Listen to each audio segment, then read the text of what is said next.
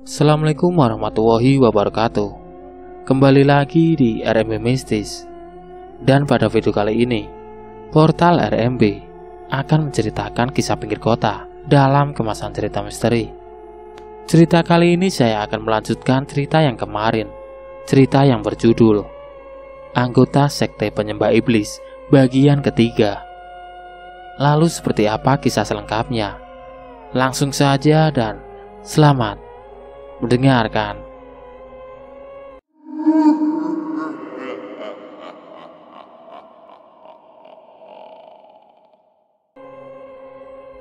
Saat memasuki bangunan yang menyeramkan tersebut, suasana hati Ilham merasakan rasa takut, khawatir dan merinding.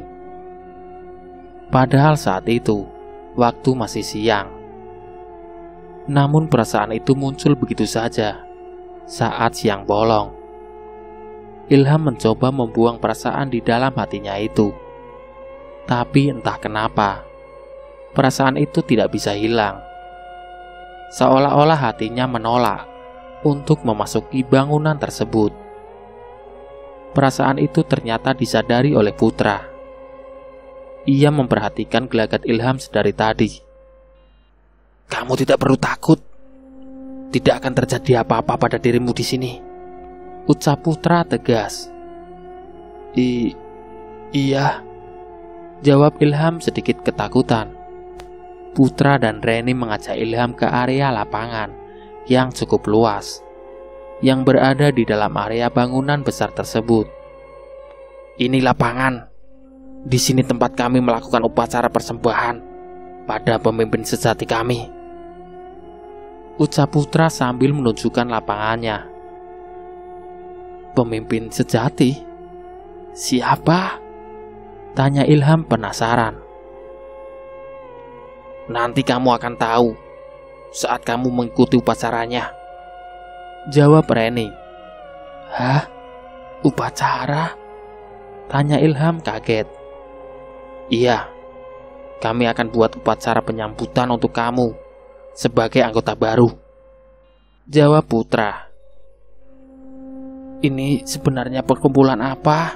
Kenapa harus ada upacara? Dan itu patung apa?" tanya Ilham sambil menunjuk sebuah patung manusia berkepala kambing. "Itu wujud fisik pemimpin sejati kami," jawab Putra. "Oh, wujud? Maksudnya pemimpin kalian bukan manusia?" tanya Ilham makin penasaran. "Kami punya dua pemimpin. Satu pemimpin dunia dan satu lagi pemimpin sejati," jawab Putra.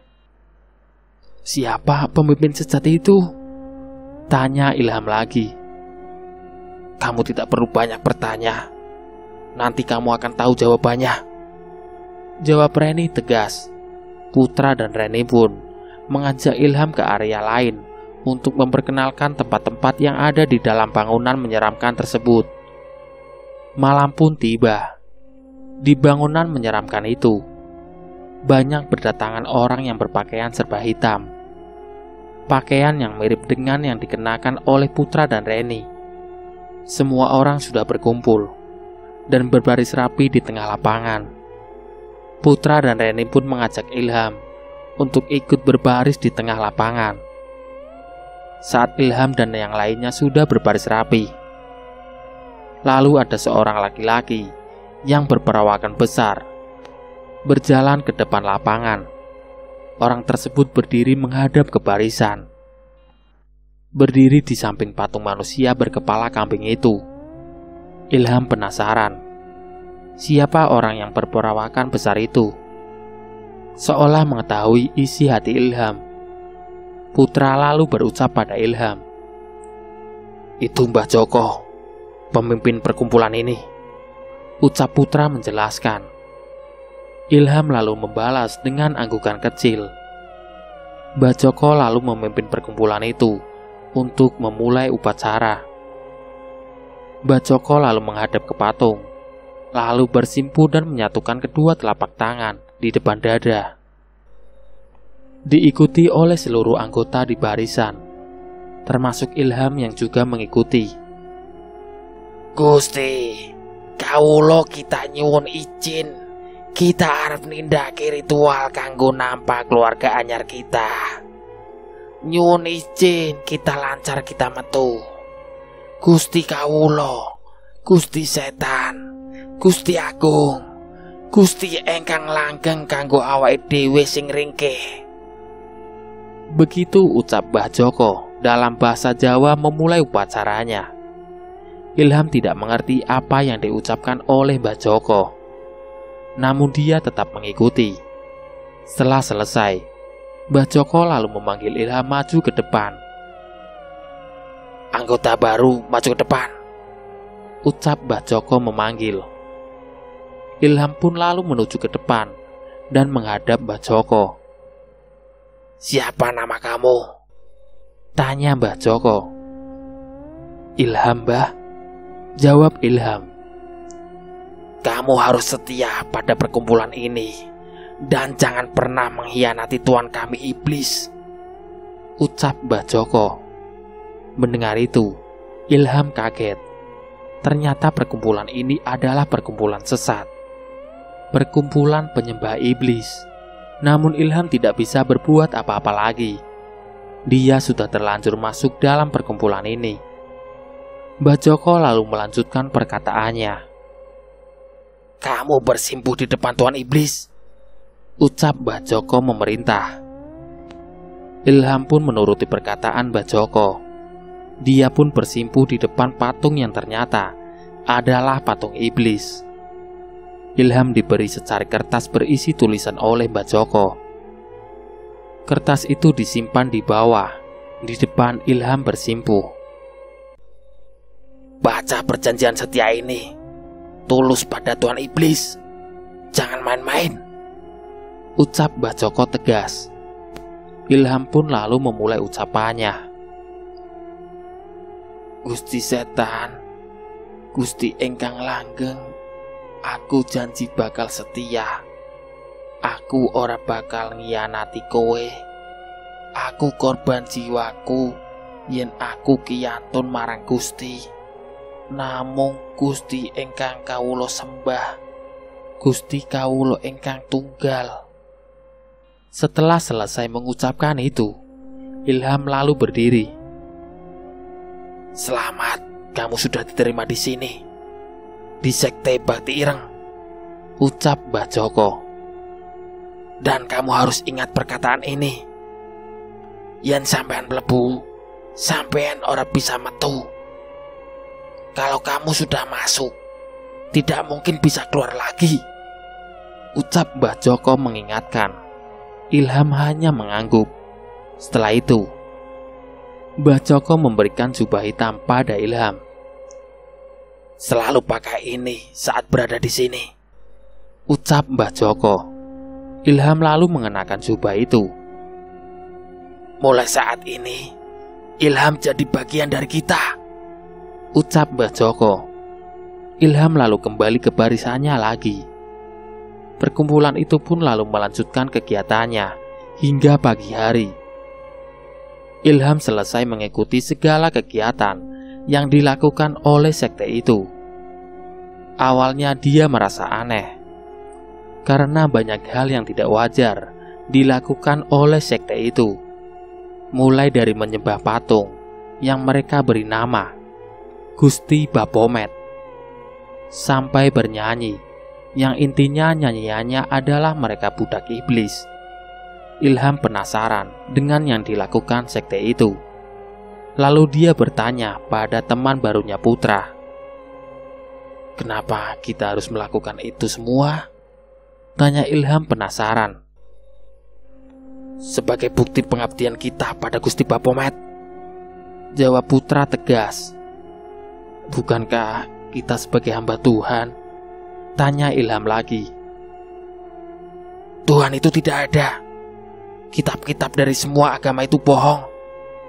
Semua buatan manusia. Jadi Tuhan itu adalah omong kosong, jawab Putra tegas. Ilham kaget mendengar jawaban dari Putra.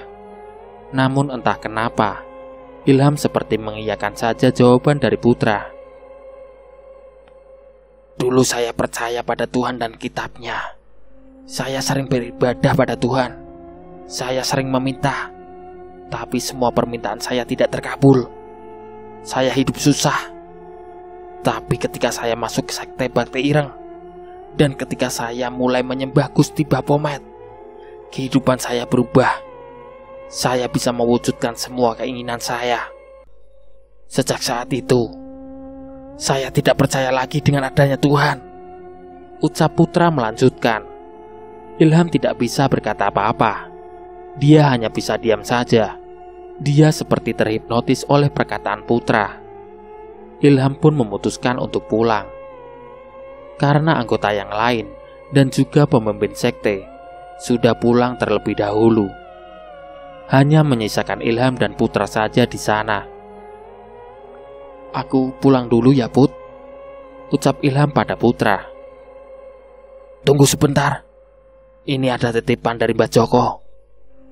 Mbak Joko bilang kamu harus pakai ini setiap saat, ucap putra sembari memberikan sebuah kalung yang memiliki lambang bintang di dalam lingkaran. Apa ini? Tanya Ilham bingung. Itu tanda anggota Bakti Ireng. Selain itu, kalung itu juga bisa jadi pembawa keberuntungan untuk kamu, jawab putra. Ilham pun lalu memakai kalung tersebut. Kamu harus selalu pakai kalung itu dimanapun kamu berada. Kalau tidak, sesuatu yang buruk akan menimpa kamu, ucap putra mengingatkan. Ilham hanya menganggukkan kepalanya tanda mengerti. Setelah itu Ilham pun pulang dan pergi meninggalkan tempat itu. Sekitar kurang lebih 1 jam perjalanan. Akhirnya Ilham pun sampai di rumahnya. Di depan rumahnya, dia melihat ibunya sedang menjemur pakaian. Lalu dia pun menghampiri ibunya tersebut. Bu, panggil Ilham sambil menghampiri ibunya. Ilham udah datang, jawab ibunya sambil menyambut kedatangan anaknya. Iya bu, balas Ilham lalu mencium tangan ibunya. Kamu udah sarapan belum? Tanya ibunya. Belum bu, jawab Ilham. Ya udah, kamu sarapan dulu Ki, ucap ibunya. Aku mau mandi dulu bu, badan lengket semua nih, balas Ilham. Ya udah, kamu mandi dulu sana, terus sarapan. Handuknya ada di kamar. Buat sarapan udah ibu siapin di meja makan, ucap ibunya sambil menjemur pakaian. Iya bu, jawab Ilham. Ilham lalu masuk ke dalam rumah dan menuju kamarnya untuk menyimpan tas dan mengambil handuk.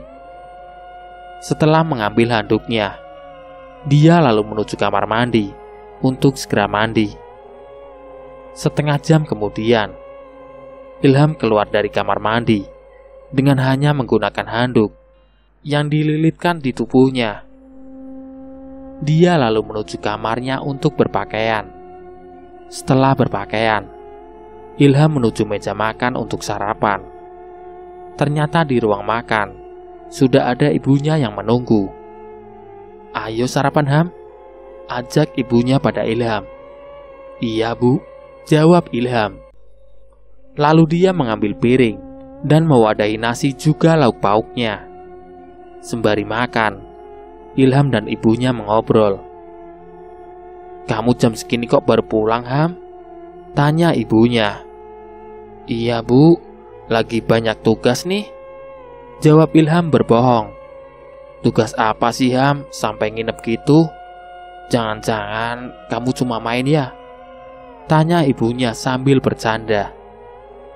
Enggak lah bu, beneran kok ngerjain tugas. Sekarang lagi banyak tugas kuliahnya bu, jawab Ilham. Ya udah, ibu percaya, balas ibunya. Nah gitu dong bu, balas Ilham sambil tertawa kecil. Ayo habisin sarapannya, pasti kamu lapar ya. Gak ditawarin makan emangnya di sana? Tanya ibunya. Ditawarin kok bu, cuma aku tolak aja. Soalnya gak enak kalau ikut sarapan di sana, Jawab Ilham. Ya udah, kamu makannya yang banyak, biar kenyang, ucap ibunya. Iya bu, balas Ilham.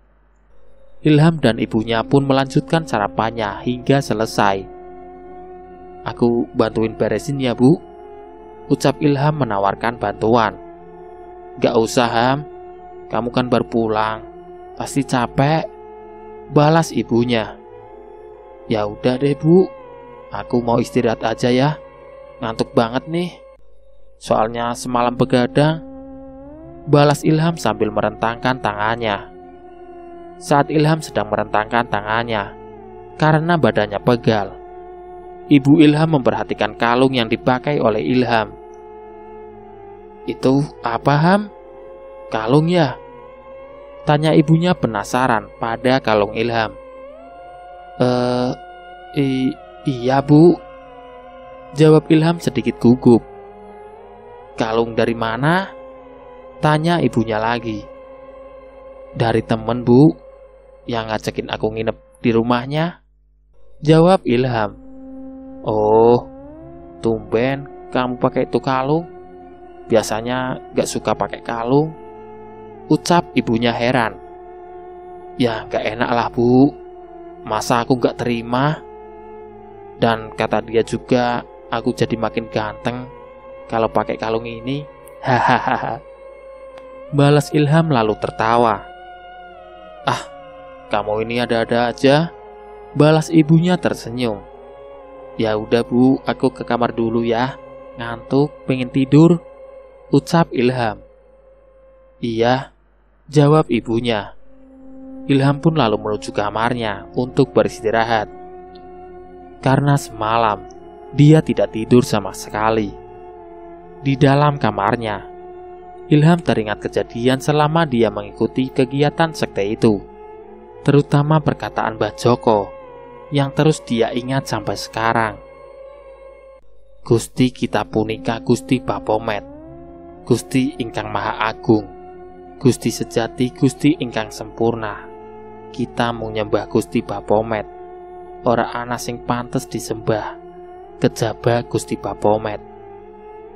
Kata-kata itulah yang diucapkan oleh Mbah Joko, kata yang selalu diingat oleh Ilham.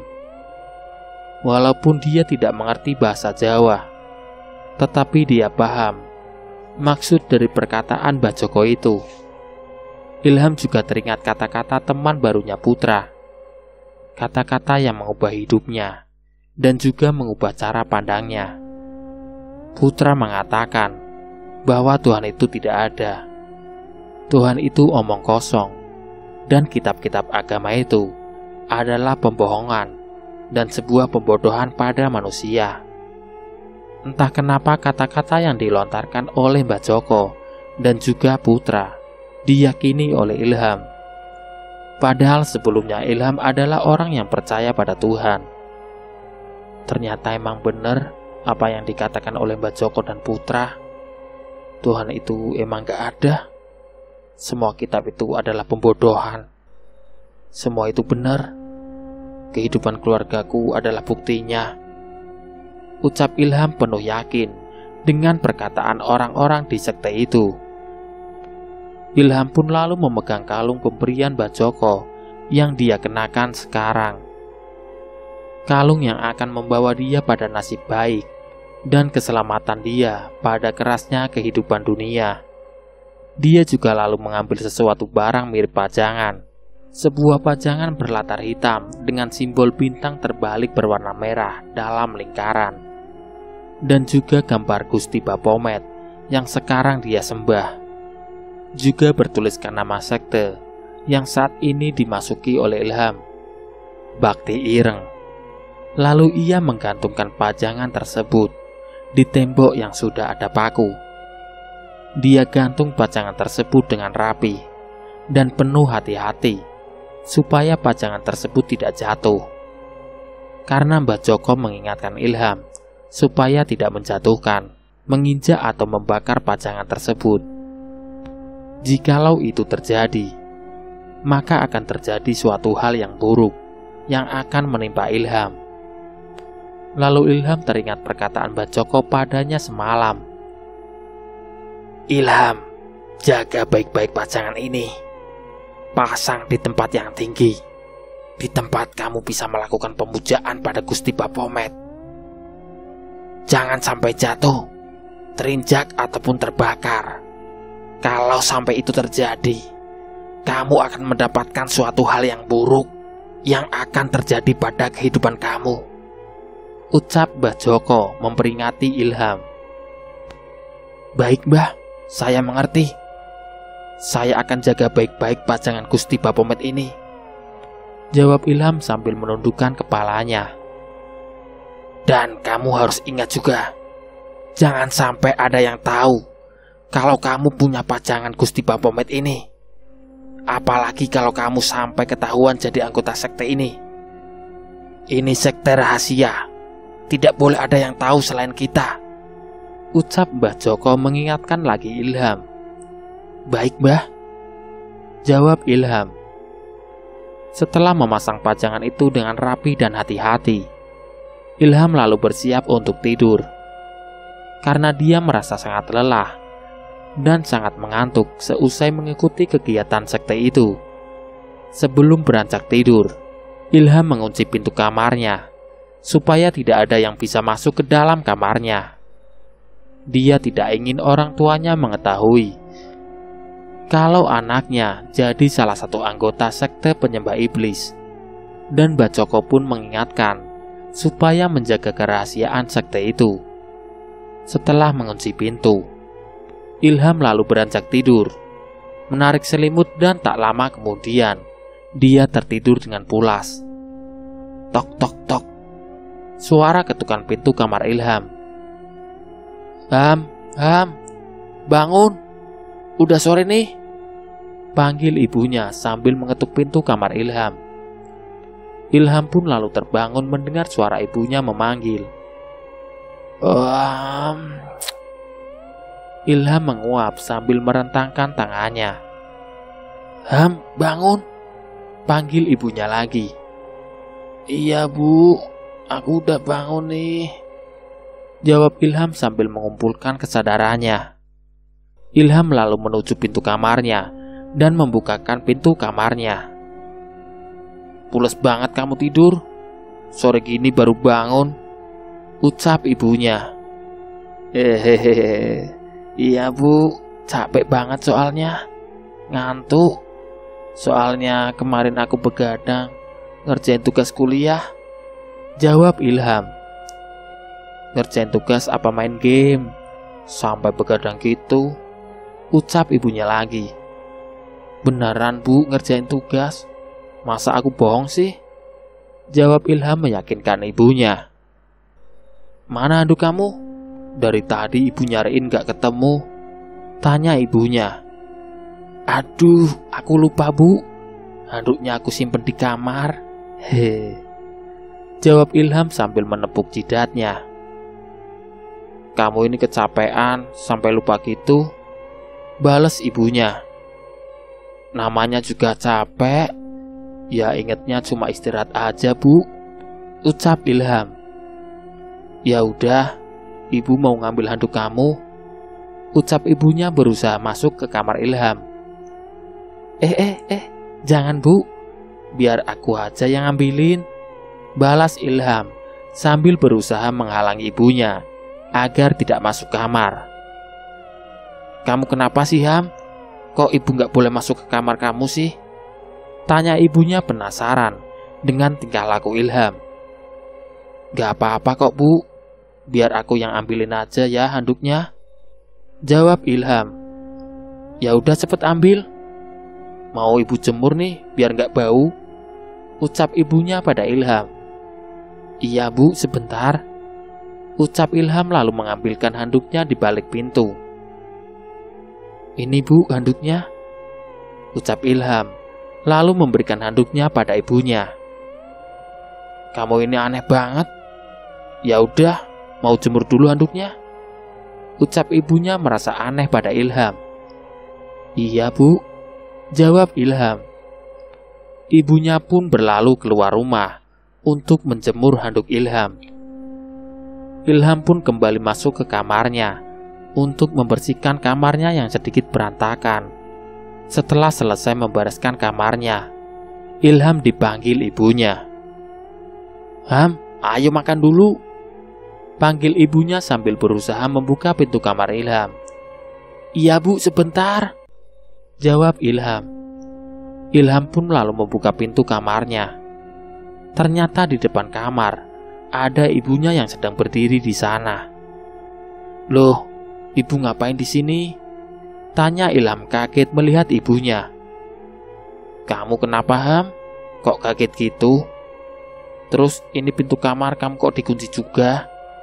Gak biasanya loh kamu kunci pintu kamar," tanya ibunya penasaran.